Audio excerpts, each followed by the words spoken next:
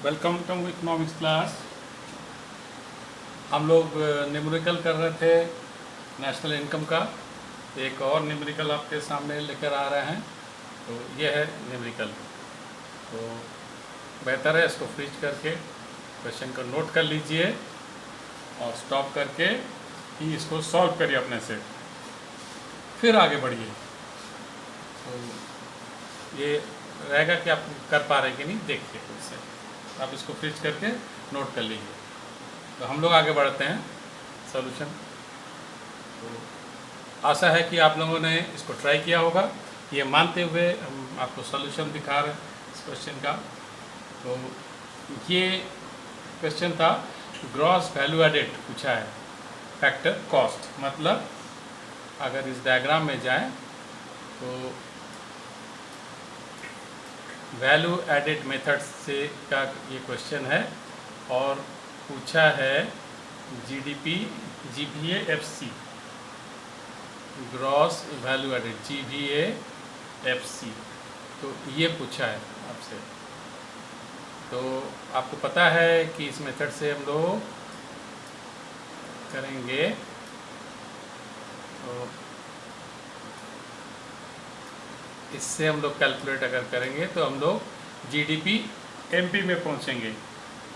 फिर यहाँ से हमें यहाँ आना है उल्टा, तो एमपी को एफसी में चेंज करना है। तो आपको पता है क्या करना होता है इसके लिए आपको एनआईटी माइनस करना पड़ेगा। इसमें से अगर एनआईटी हम लोग माइनस कर दें तो जीडीपी एफसी में पहुंच जाएंगे। तो देखा जाए क्या ऐसे ही किया गया है इस क्वेश्चन में। तो ये देखिए, इसको और बड़ा करते हैं तो देखिए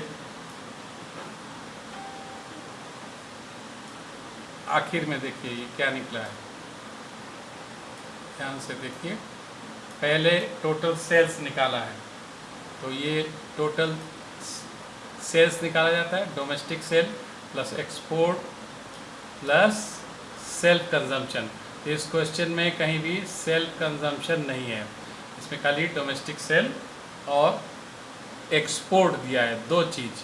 तो इसको लेके टोटल सेल निकाला गया। टोटल सेल के लिए ये 1 और 5, देखिए 1 है डोमेस्टिक सेल और 5 है एक्सपोर्ट्स। तो क्या यही था इसमें? हाँ, फार्मूला भी यही कहता है, डोमेस्टिक सेल प्लस एक्सपोर्ट। तो ये दोनों को ये जोड़ लिया है, तो इससे टोटल सेल निकला है। फिर ये क्या लिया है 2, ये है चेंज इन स्टॉक। तो इसको भी जोड़ा है। तो फार्मूला में देखिए, ये जो चेंज इन स्टॉक है इसको टोटल सेल में ऐड करते हैं। तो चेंज इन स्टॉक दे दिया आपको, क्लोजिंग स्टॉक ओपनिंग स्टॉक ये नहीं करना है, स्ट्रेट वे ये वैल्यू दे दिया। अगर ये दो अलग अलग दिया होता तो क्लोजिंग से आप ओपनिंग माइनस करते, लेकिन आपको यही वैल्यू दिया है तो ये दिया हुआ है। तो इन्होंने इसको ऐड कर दिया गया चेंज इन स्टॉक। इसके बाद ये फोर्थ क्या है, इंटरमीडिएट कंजम्पशन माइनस किया है। तो देखिए फार्मूला देखेंगे तो यही कहा गया कि इंटरमीडिएट कंजम्पशन को माइनस करना है।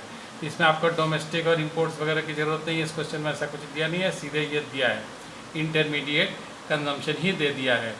तो अदरवाइज इसको तोड़ के ऐसे दे सकता था, तो नहीं किया उन्होंने, तो और आसान बना दिया आपके लिए। तो इसको माइनस करना है, तो ये वही किया है, इसको माइनस किया है। माइनस करने से आप पहुंच गए यहाँ पे जीडीपी एमपी में। ये जो टोटल एक्सरसाइज हुआ इससे हम लोग पहुंच गए जीडीपी एमपी या जीबीए एमपी पे। तो यहाँ तक, यहाँ से लेके यहाँ तक हम लोग पहुंच गए जीबीए एमपी। अब इसमें ये पार्ट, इस क्वेश्चन में इनडायरेक्ट टैक्स दिया है, नेट इनडायरेक्ट टैक्स नहीं कहा है।